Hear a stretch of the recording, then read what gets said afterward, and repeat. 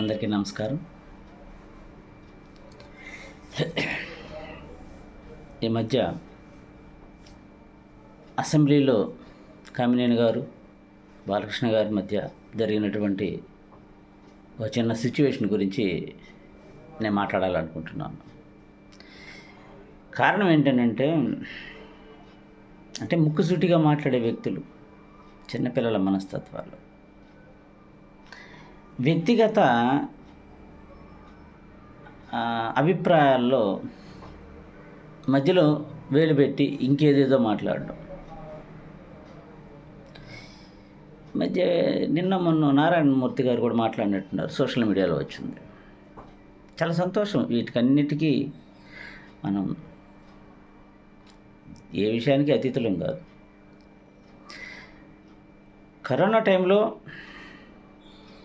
మా private schools అవ్వచ్చు, భేదాబిక్కి, అదేవిధంగా వ్యాపారస్తులు అందరూ చాలా సమస్యలు, ఆ సమస్యల్లో బాధపడినటువంటి వ్యక్తులు ఉన్నారు. అయితే ఇక్కడ సినిమా ఇండస్ట్రీ అనేది వాస్తవంగా లోపలికి వెళ్తే అక్కడ ఎన్ని సమస్యలు ఉంటాయో, లైట్ బాయ్ దగ్గర నుంచి డైరెక్టర్ వరకు వేల కుటుంబాలు ఆ సినిమా ఇండస్ట్రీ నమ్ముకుని బతికే వాళ్ళు కూడా ఉన్నారు. కాబట్టి దాన్ని మనం సినిమా ఇండస్ట్రీ అంటేనే అక్కడంతా లాభాలు బాట అది ఇది అనుకునేదానికి అనుకోవడానికి లేదు. అక్కడ ఏం జరిగింది, కరోనా టైంలో సినిమా ఇండస్ట్రీ చాలా ఇబ్బంది పడింది. అలాంటి సమయంలో అఖండ లాంటి సినిమా ఏ టికెట్లు ధరల పెంపు లేకుండానే విజయం సాధించి నిజంగా అంత గొప్ప హిట్ కొట్టింది. అది ఆ బాలయ్య బాబు, అదేవిధంగా ఆ సినిమాలో ఉన్న కథాబలం, బోయపాటి గొప్పతనం, ఇవన్నీ దాంట్లో కలగలుపుగా ఢీ కొట్టింది, మామూలుగా కాదు. అది సినిమా ఇండస్ట్రీకి ఒక మంచి ఊపినిచ్చింది. ధర తక్కువైనా సరే టికెట్ల రేట్లో ఇబ్బంది లేదని. జగన్మోహన్ రెడ్డి గవర్నమెంటు సినిమా ఇండస్ట్రీలో సినిమాల్ని ప్రజలకు దగ్గర చేయాలి అంటే వాళ్ళ ద్వారానే వాళ్ళది, అది రాజకీయ ఇదులు దాని మీద రకరకాల కసరత్తులు చేసి రకరకాల ఆంక్షలు విధించి ఆ ఆంక్షల్లో ఇబ్బంది పడినటువంటి నిర్మాతలు, సినిమాకు డబ్బు పెట్టేది నిర్మాత కదా, అదేవిధంగా సక్సెస్ రాకపోతే హీరోలు ఇబ్బంది పడతారు. అట్లా ఇబ్బందులు జరిగినప్పుడు ఈ విషయాల మీద టికెట్ల పెంపు రేటు, అదేవిధంగా బెనిఫిట్ షోలు అవ్వచ్చు, ఇట్లాంటి విషయాల మీద కొన్ని విషయాల మీద మాట్లాడడానికి ఎవరు చొరవ తీసుకుంటారు, దాసనారాయణరావు గారు లేని లోటు అన్నట్టుగా చిరంజీవి గారిని కొంతమంది ప్రొడ్యూసర్స్ వీళ్ళు అడగడం, చిరంజీవి గారు దానికి ముందు చిరంజీవి గారు ఫ్యామిలీతో వెళ్ళి ఒకసారి జగన్మోహన్ రెడ్డి గారిని కలిసి వాళ్ళు ఇచ్చిన విందు అవన్నీ చూసుకొని చాలా సంతోషకరంగా వచ్చి తిరిగి వీళ్ళందరినీ కలుపుకొని ఒక స్పెషల్ ఫ్లైట్ తీసుకొని ఒక 10 మంది ఏదో వెళ్ళి కలిశారు. దీన్ని ఎవరు కాదనలేని సత్యం. ఇక్కడ ఒక విషయం ఒకటి ఉంది. చిరంజీవి గారు ఆయన బాడీ లాంగ్వేజ్ ఎలా ఉంటుందంటే ఎవరితోనైనా ఆయన చెప్పుకున్నట్టుగా ఒదిగి మరీ మాట్లాడతారు. చాలా సంతోషం. అయితే అక్కడ కూడా ఆయన అలాగే ప్రవర్తించాడు, ఒదిగి.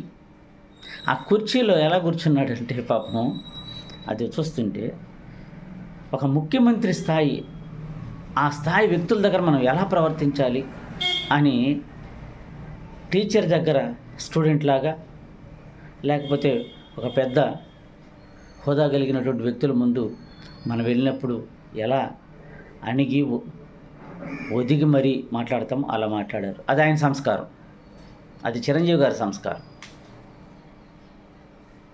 అయితే అవతల వ్యక్తి జగన్మోహన్ రెడ్డి గారు ఈయన చేతులు జోడించి, మీరు మా ఇండస్ట్రీకి తల్లి లాంటి వారు, మేము మీకు బిడ్డలు లాంటి వాళ్ళము, మీరు కనికరించండి అని అడుగుతుంటే ఆయన పర్లేదండి ఎంత ఏం లేదు, అందరం కలిసి పని చేస్తాం.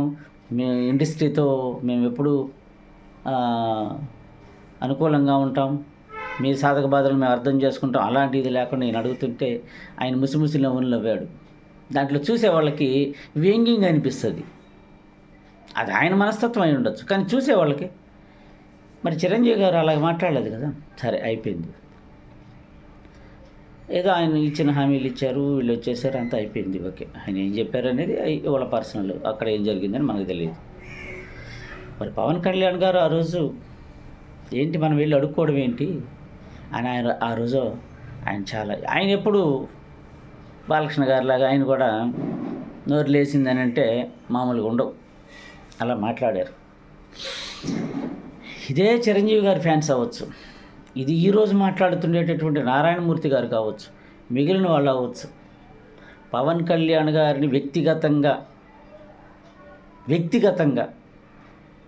రాజకీయంగా కాదు, వ్యక్తిగతంగా అన్నీ మాట్లాడినప్పుడు ఎవ్వరు నోరు లేయలేదు, ఎవ్వరూ మాట్లాడలేదు. ఆయన ఒక్కడే పోరాటం చేశాడు. బాలకృష్ణ గారు కూడా అంతే. ఆయన బహిరంగంగా ఎవరు సపోర్ట్ ఇవ్వరు ఆయనకి. ఆయన సపోర్ట్ ఏం తెలిసిన ఫ్యాన్సే, ఆయన అభిమానులు. లోపల వాళ్ళ ఫ్యామిలీ అందరూ ఒకటే, వాళ్ళ ఫ్యామిలీ. ఇప్పుడు పురంధరేశ్వరి గారు వేరే పార్టీలో ఉన్నా సరే వాళ్ళ ఫ్యామిలీ అవ్వచ్చు. చంద్రబాబు నాయుడు గారి ఫ్యామిలీ చెప్పాల్సిన అవసరం లేదు, ఎట్లా వేయింకులు. అదేవిధంగా వాళ్ళ బాంధవ్యం అలాంటివి, వీళ్ళందరూ సపోర్ట్ అవి లోపల ఇది ఉంటాయి, బహిరంగంగా ఇది ఉండదు. కానీ ఆయన I don't care bro, I don't care అన్నట్టుగా వెళ్ళిపోతుంటాడు ముందుకి. ఆయన ముక్కుసూటి మనిషి.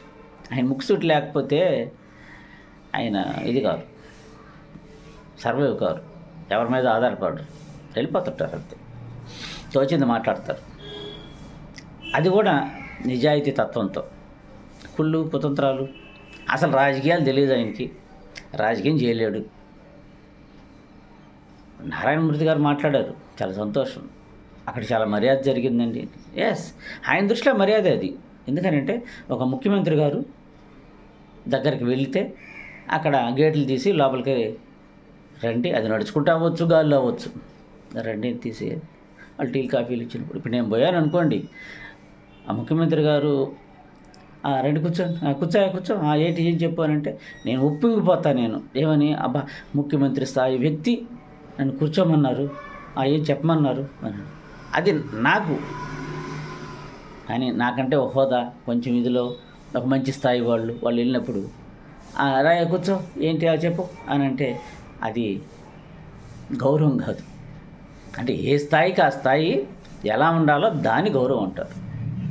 సినిమా వాళ్ళు అని అంటే ఒకప్పుడు మొహాలకి రంగులు వేసుకునేవాళ్ళు, అది ఇదని ఎగతాళి చేసిన వాళ్ళు ఉన్నారు, అది ఆ రోజులు. కానీ ఈరోజు సినిమా వాళ్ళు ప్రభుత్వాలని శాసించే స్థాయిలోకి వెళ్ళిపోయారు, ప్రభుత్వాల్ని నిర్మిస్తున్నారు, ప్రభుత్వాల్ని కూలగొడుతున్నారు, ఇట్లా రకరకాలు. కాబట్టి ఎప్పుడు ఏ కాలానికి అనుగుణంగా ఆ కాలంలో ఆయా వ్యక్తుల్ని గౌరవించాల్సినటువంటి అవసరం ఎవరికైనా ఉంది.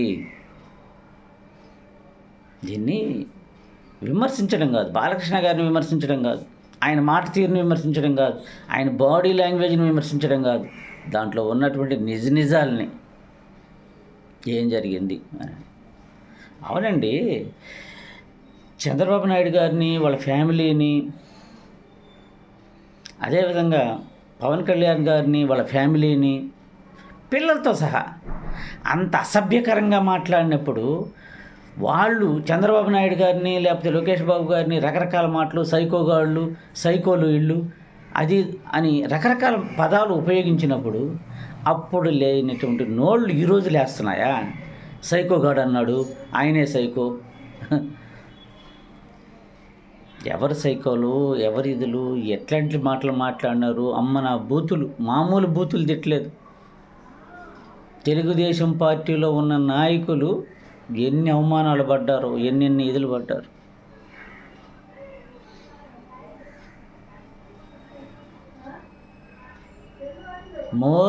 ఇప్పుడు ఈరోజు మన ప్రధానమంత్రి మోడీ గారు ఉన్నారు, ఆయన స్థాయి ఎలాంటిది? ప్రపంచ దేశాల్లో అలాంటి వ్యక్తి చిరంజీవి గారిని దగ్గరికి తీసుకొని, పవన్ కళ్యాణ్ గారిని దగ్గరికి తీసుకొని, వాళ్ళిద్దరి పైన భుజాల మీద చేతులేసి మాట్లాడారు. ఒక చిరంజీవి గారు ఈరోజు ఆయన ఓట్లు వేస్తేనే మోడీ గెలవలేదు, పవన్ కళ్యాణ్ గారు ఓట్లు వేస్తేనే మోడీ గెలవలేదు, ఏదైనా నేను మీరు ఎవరో వస్తే ఓట్లు ఆయన గెలవలేదు. ఆయన గెలవడానికి ఆంధ్రప్రదేశ్లో ఓట్ల వల్ల కాదు, నార్త్ సైడ్ ఓట్ల వల్ల. అలాంటప్పుడు వీళ్ళని చులకనగా చూడొచ్చుగా, వీళ్ళతో చులకనగా మాట్లాడచ్చుగా, చిరంజీవిని చులకనగా చూడొచ్చుగా. ఆయన చూడలేదే, అది ఆయన సంస్కారం.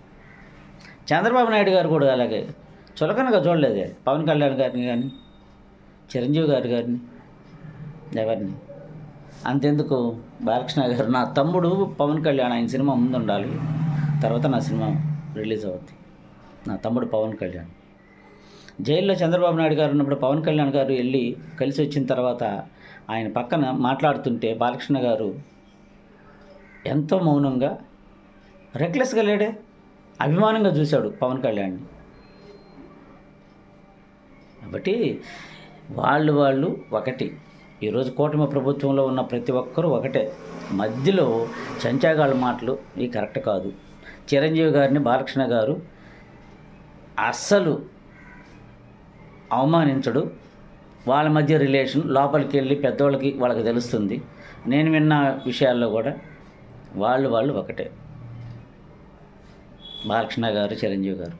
ఆ పోటీతత్వం ఎక్కడ ఉంటుందంటే సినిమాల్లో. నాగేశ్వరరావు గారు రామారావు గారు ఉన్నప్పుడు కూడా అంతే. పోటీతత్వం లేకపోతే ఎవరి గొప్పతనం తెలియదు. రెండు రుచుల మధ్య తేడా తెలియాలని అంటే అవి రెండు ఉంటేనే ఒకదాని గురించి చెప్తుంది. బాలకృష్ణ గారు ఇది తెలియాలంటే చిరంజీవి గారు గొప్పతనం తెలియాలంటే బాలకృష్ణ గారు. వీళ్ళిద్దరి మధ్య పోటీ. అది కూడా ఎక్కడ ఆ పోటీ? సినిమాల పరంగా. వాళ్ళు ఒకరినొకరు ఫోన్లు చేసుకుంటారు, పలకరించుకుంటారు, అన్నీ బాగానే ఉంటాయి. మధ్యలో ఏం లే టైంపాస్. వీళ్ళకి కాలం ఇది కావాలి కదా ఒకటి. రెండోది, ఈ ప్రకటనలు ఉన్నాయే, అది చిరంజీవి గారు ఇచ్చినా, నారాయణమూర్తి గారు ఇచ్చినా, ఇంకెవరన్నా ఇచ్చినా, ఏమో తిరిగి మళ్ళా ఇంకెవరు ముఖ్యమంత్రులు అవుతారో, ఇంకే గవర్నమెంట్లు వస్తారు, ఎవరినైనా మనం తప్పుగా ఎందుకు మాట్లాడాలి, మన పనులు మనం చేసుకుంటూ వెళ్ళాలి. మనమున్న ఇండస్ట్రీ ఇదిలో నలుగురికి మంచి జరగాలి. మనల్ని మనం తగ్గించుకుంటే తప్పే ఉంది. ఆ రోజు అవమానం జరిగిందని మనం ఎందుకు చెప్పాలి? వెళ్ళాం, కలిసాం, అది ఆయన సంస్కారం, మాట్లాడిన వాళ్ళు మా సంస్కారం. మేము సంస్కారంగానే ఉన్నాం, ఆయన సంస్కారంగా ఉన్నాడా లేదో మేము గమనించాల్సిన అవసరం లేదనేదో ఏదో సంథింగ్.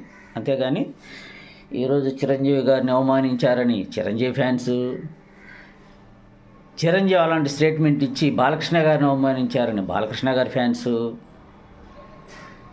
అసలు బాలకృష్ణ గారు మాట్లాడిన దానికి పవన్ కళ్యాణ్ గారు ఫీల్ అయిపోయి వెళ్ళిపోయాడని ఇంకొంతమంది, ఆయన ఆరోగ్యం బాగాలేక వెళ్ళారు హైదరాబాద్కి అనేది కాదు. సాక్షి పేపర్ వాళ్ళు, ఆ గ్రేట్ ఇండియా అనేది ఒక సోషల్ మీడియా ఉంది, వీళ్ళైతే వాళ్ళు కొట్టే డబ్బాకి నిజంగా ఆంధ్రజ్యోతి పేపర్ ఉంటుంది, టీడీపీ సపోర్ట్ అంటారు, టీడీపీని కూడా ఎక్కిపారేస్తాడు ఆయన తేడాలు వస్తే.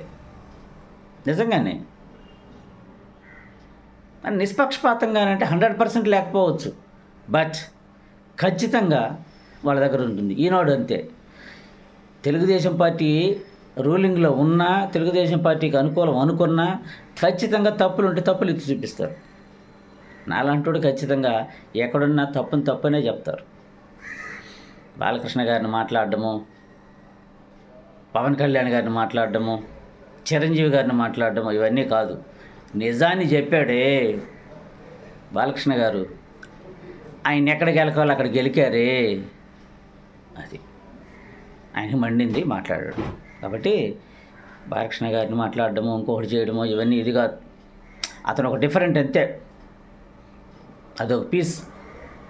ఎన్టీ రామారావు గారు అదొక పీస్, అది మళ్ళీ పుట్టదు. బాలకృష్ణ గారు కూడా అంతే, అదొక పీస్ అంతే. డైమండ్లే. చిరంజీవి గారు కూడా అదొక పీస్, అలాంటి వ్యక్తి కూడా మళ్ళీ రాకపోవచ్చు. పవన్ కళ్యాణ్ గారు అంతే, అదొక వ్యక్తి, ఆయనదొక వ్యక్తిత్వం, అలాంటి వాళ్ళు మళ్ళీ రారు.